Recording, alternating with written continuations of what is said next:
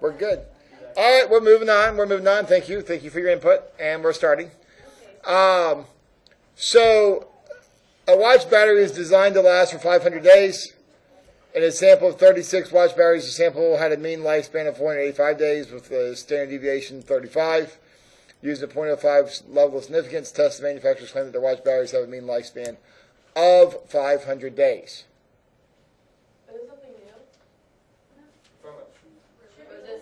No, this is new-ish, right? Like, it's still hypothesis testing, but we haven't done it yet. Yes. All right, so it's number 5 on the formula sheet for those of you that have the formula sheet. Now, first thing we got to do is develop what the claim is. So, again, we got to write down the claim. What is the claim? So I got to read the problem, and students will ask me, well, how do I know what the claim is? This is too damn complicated. It really is complicated because what you have to do is find the words, test the claim. Like somewhere in the problem, it ought to say test the claim. And if it doesn't, then just throw the whole damn sheet of paper away and walk off. In fact, just stomp your feet like you're a little 8-year-old and you're pissed off that you didn't get a Tootsie Roll Pop for Halloween and you got some kind of sugar-free raisins. Okay? Because it has to say test the claim. Let's look. Test the claim. Sorry, it's test the manufacturer's claim. When you see that, whatever comes after that is going to be the claim you got to go with. So what are we testing? That the mean is 500 days. What symbol represents the mean? Mu. If you said M,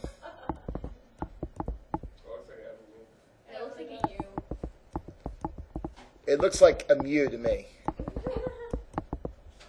So that's an M, and it clearly does not look like that. And that's a U, it clearly does not look like that. That, my friends, is mu. All right.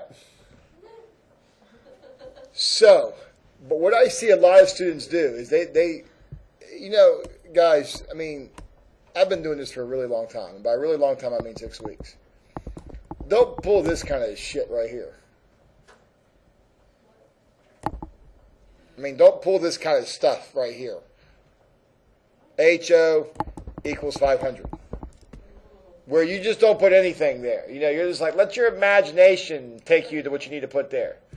Or, as one clever student once wrote, it equals 500. What's it? You know.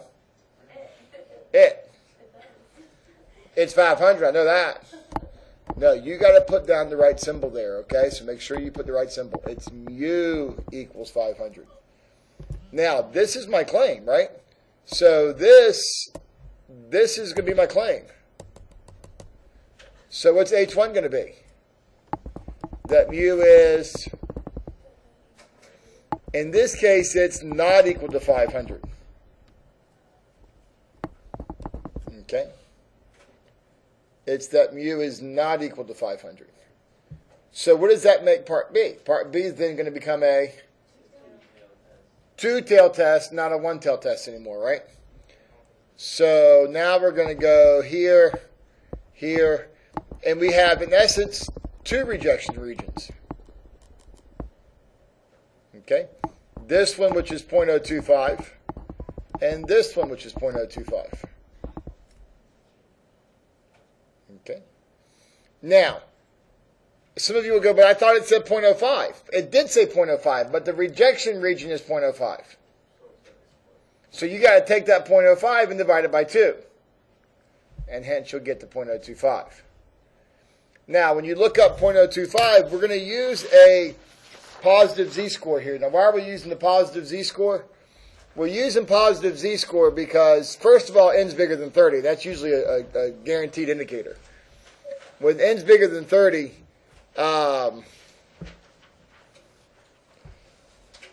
then that's generally an indicator you're going to use the z-score. The other major indicator is this part right here,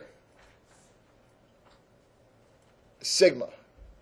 If you see sigma or population standard deviation equals, then you know for sure, without doubt, and the sample size doesn't even matter at that point, that you're going to be using the z-score. Okay. So, going to the z-score chart, you're going to look up 0.025 on the z-score chart. Some of us are cheating. We'll go to the negative z-score chart. We're looking for 0.025. I meant negative. We're looking for 0.025. It's right there. Okay. What is that value? 1.96. Okay. Yep, you're going to use a positive and negative. Yeah, I know I said positive z-score, but I meant negative z-score. Okay. So this is 1.96, and this is negative 1.96. Remember that 0 is in the middle. Okay. All right. Any questions on that? Part C. Z equals x bar minus mu divided by sigma over the square root of n.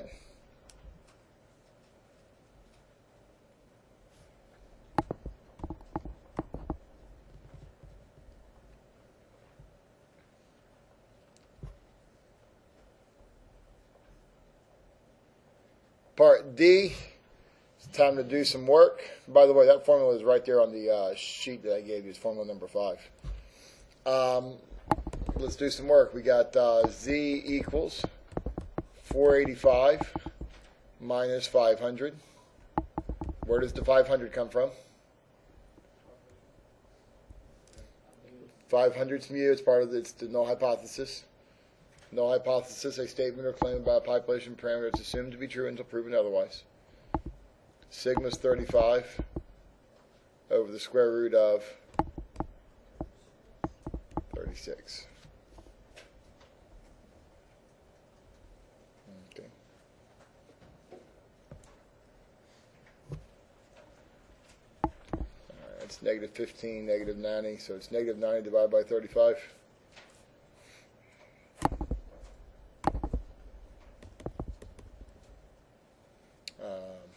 Open parenthesis, 485 minus 500, close parenthesis, divide by. Critical part right here. Critical part. For those of you that used to do this in pieces, don't do it in pieces. Top piece in parentheses, bottom piece in parentheses. Critical part. The bottom piece has got to be in parentheses. If you don't, you get it wrong. 35 divided by the square root of 36. Okay. Negative 2.57.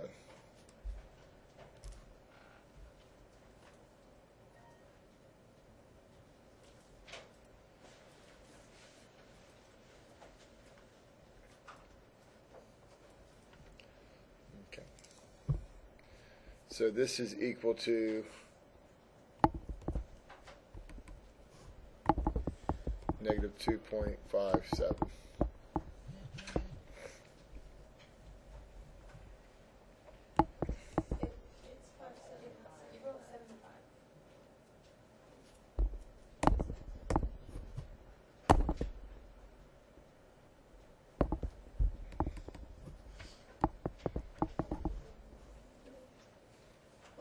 All right. Jacob. Holy crap, son. I mean, Green Bay wins one game. Now you can come to class and go to sleep? Really? Aaron Rodgers got me major fantasy points, by the way. Love that guy. Part E. Jacob. You get me fantasy points if you get this right. If not, it's like a turnover. What's that? Well, you don't even know what the hell the question is. The question's not on the sheet. The question's right here. Negative 2.571. Is it an area? A, B, C, or D? Jacob, if you get this right, I get 6 extra points on my fantasy team. If you miss this, it's going to be all over the internet. Yeah, it's A. I said I get 6 points in my fantasy team. Which, by the way, I really need right now because I'm getting killed this week. Thanks a lot, Jacob. I'm the commissioner. I'm giving myself 6 points. All right. Robert, if you get this right, I'm giving myself another 6 points. People are just going to wonder how in the hell the commissioner got so many points in fantasy. They don't know about the commissioner and his powers. Robert, 10-point double jeopardy question. If it is in area A, as Jacob has indicated, what do I put for E?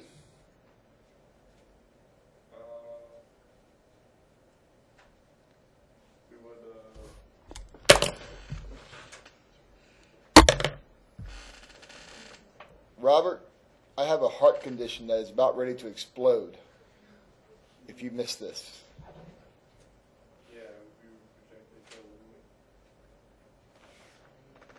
Those of you that are watching across the world, all three of you,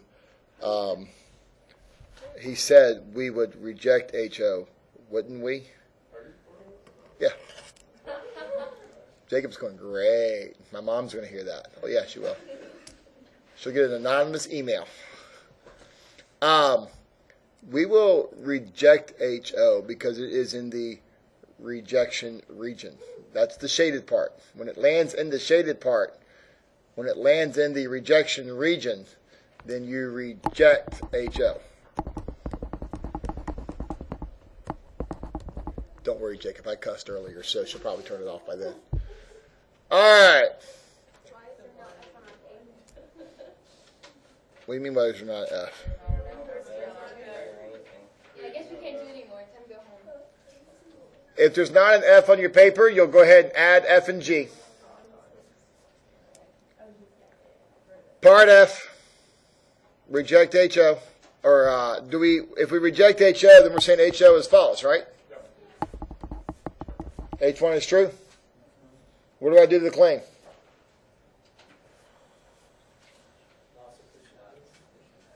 Right, it's not right. Do we agree? So if you say there's not sufficient evidence to support the claim that mu is equal to 500, I give you credit. The correct way in this case, because HO is actually the claim, is at a 0.05 level of significance.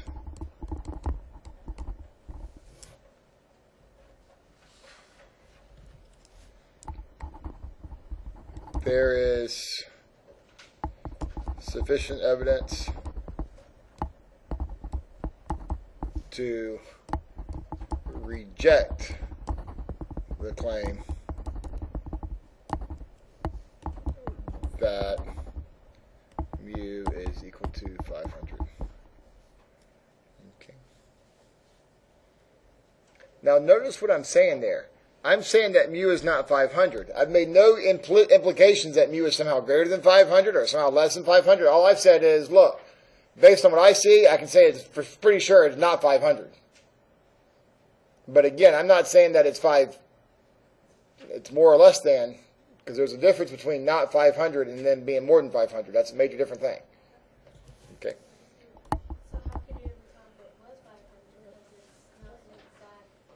it's not If you wanted to know, and the question was, well, if you can't say that it's more than 500 or less than 500, and all you're saying is not, how could you tell? You'd have to go back and redo it a different test. And you would say, well, let's test the claim that it's, more than that or less than that. Okay. All right. Part G. Since n is greater than 30, the sample mean is normally distributed. Okay. All right. So now that's a z-score. So any questions on the z-score? Yes. in part F for the last two questions, even though we rejected HO in both of them, why is one of them rejected, one of them is support? Great question. The question was, for the two problems we just did, we rejected HO both times, but yet we wrote something completely different for F for both of them. And that's a very valid point, but let's go back to the other one. Look at the other one. The other one had the claim being H1. This one has the claim being HO. So when the claim is HO and you reject HO, you're rejecting the claim at that point. When the claim is H1 and you reject HO, well, then you're agreeing with the claim. So it all has to do with which one is the claim and which one's not. Okay? And in that case, the claim was switched between the two pieces. So, very valid question. Excellent question. Okay. Very insightful. Other questions? And I think, and I'm going to mess up your name and I apologize, but Delviana? Is that right? He's gonna roll with it, yeah. Okay, that's close enough then. I'm giving myself partial credit. I think that's what makes this so hard, is that, sometimes we don't always put the same answer for F after we see our answer for E. And if we did, it'd make it a whole lot easier. Right? Like, if you put reject HO for E, F might be one of a number of different things, depending on how the problem sets up. Okay, excellent question. All right, this is something that has bothered me for a long time.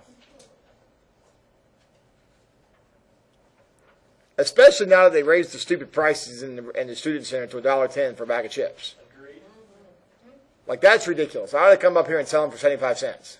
Because you can buy them at Sam's Club for about 18 cents. What's that?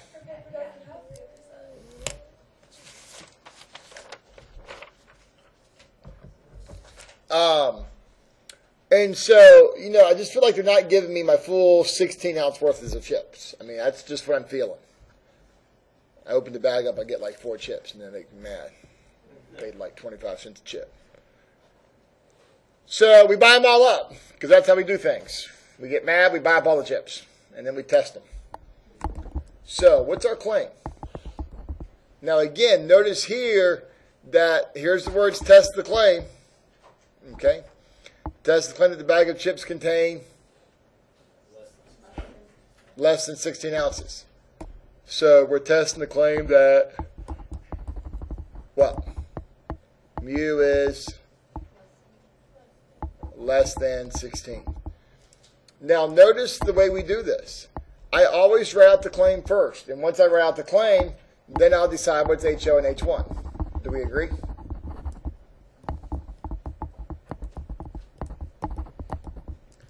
Alright, so if the claim is that mu is less than 16, what is that going to be HO or H1? H1. So H1 is going to be that mu is less than 16 ounces.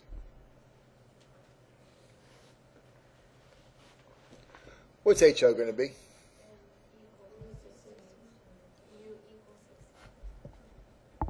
I'm not going to tell you what I thought I heard you say over there. I think I heard it. Now, is this going to be a left tail, right tail, two tail test? One tail, it's left tail, right?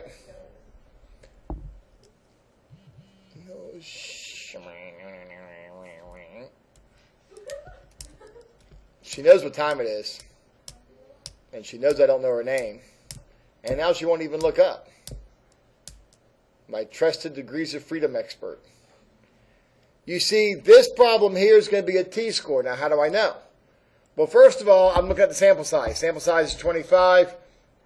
I'm leaning towards z-score when I'm leaning towards t-score when I see 25. Okay?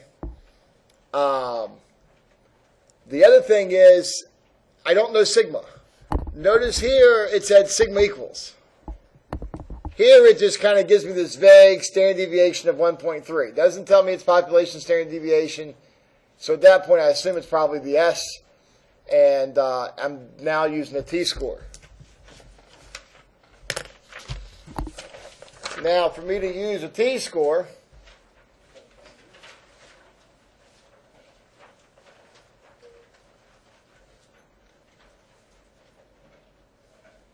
I have to know degrees of freedom. Now, every class has a set degrees of freedom expert. This class is certainly no exception, and that person is, I want to call you Gabby or Kelsey. Now, Kelsey was my next guess. I mean, I was thinking Gab for some reason. I don't know why, but I was thinking that. Gabby, degrees of freedom is? You're like one of the best degrees of freedom experts I've ever had. I mean, if that was a paying job, I'd give you a raise. In fact, I'm going to pay you twice as much today as I did yesterday. All right. Right now, there's people watching this going, I wasn't getting paid. It's okay. You're on dial-up. Degrees of freedom in this case, Kelsey, would be 24. So, going to 24, we're looking up one tail or two tail? One tail, and the total significance level is how much? 0.01. So we're here in this column, coming down to 24. Should have given you one where you'd be on a white column and not a dark column. I can't hardly read, but it looks like 2.492. Is that right?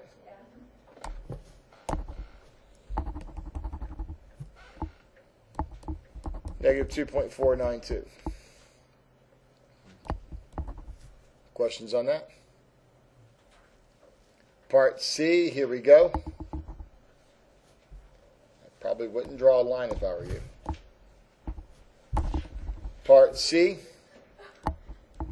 What's wrong?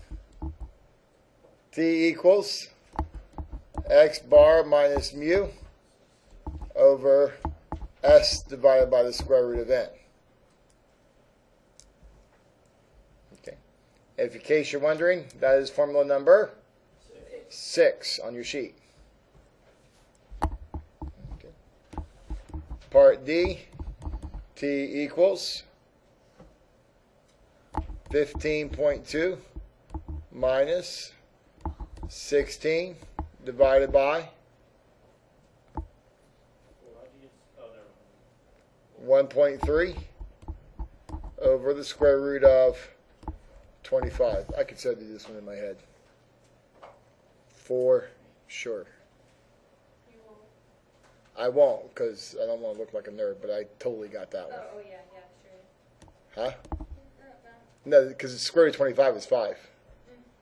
0.2 minus 16, 0.8 times 5 is 4. 4 divided by 13 is 3.1. This is great. This is good stuff. Just on the last question, you gave us the square root of 36. That was nice, wasn't it? Yeah, are you going to do it on the test?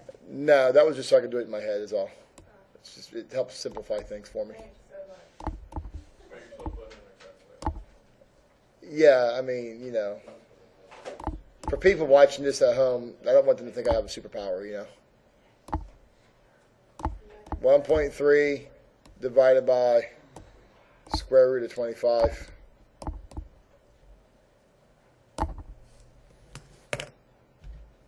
$3.08.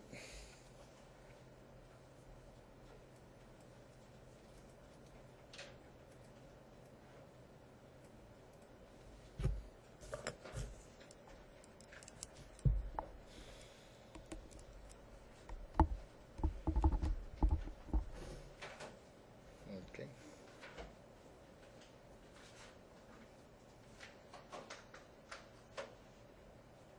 Are we supposed to not put the negative? It's a very good point. It's a very good point. No, you are supposed to put the negative, and I'm going to put it.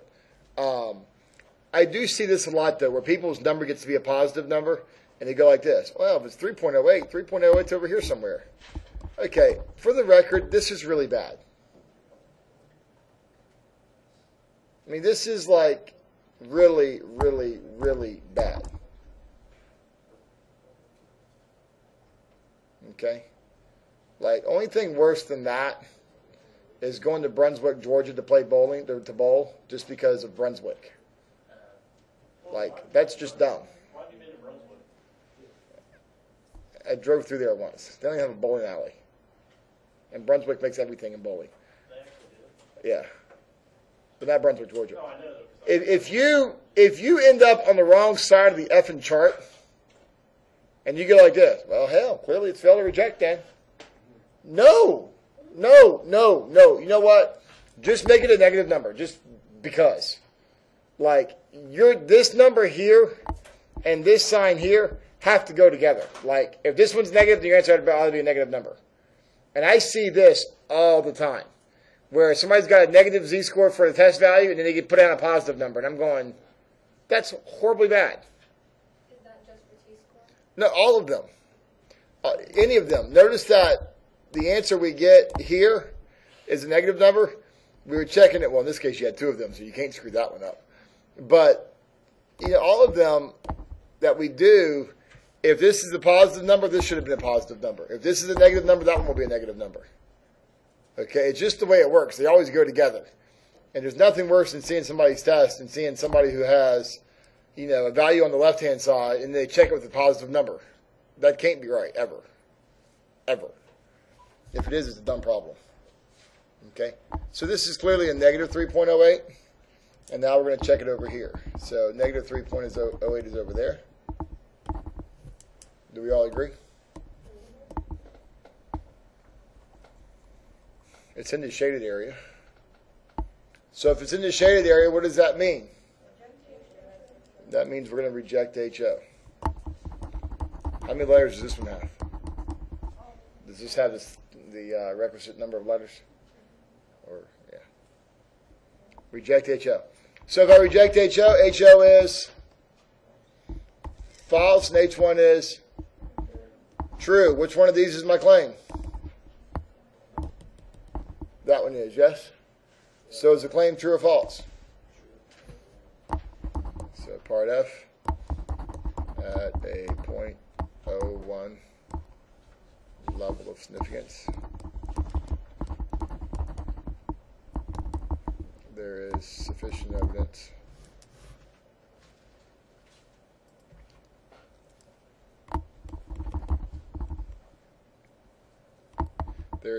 evidence to support the claim that mu is less than 16. Okay. Part G, as I told you before, this is formula number 6 on your sheet. Test the claim that the mean or average is generally ends less than 30, but sigma is always unknown. The assumption is that population is normally distributed and sigma is unknown. It's this one right here. So we'll go ahead and copy and paste that.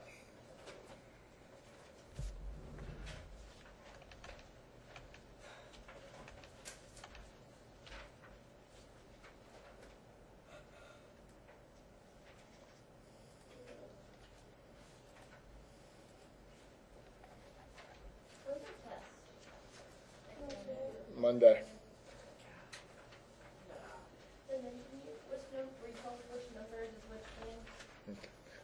The question is, will I tell you which numbers or which ones? And the answer is no. No, I mean which test number? Yes. Test number 4 is 5 questions. The first question is going to be define the following statistical terms. And then questions 2, 3, 4, and 5. Questions 2, 3, 4, and 5. Those will be either a confidence interval or a hypothesis test. They won't be both. They'll be one or the other. Now remember that we have 3 formulas for confidence interval and 4 for hypothesis testing. By the pigeonhole rule, at least one question has to be a hypothesis test, assuming that I would not use the same formula twice. Okay? At least one of these has to be a hypothesis test. Maybe 2, maybe 3, maybe just 1. We'll see. I would suspect, if I were you, that there would be at least 1 t-score and at least 1 chi-square, since we didn't do those last time.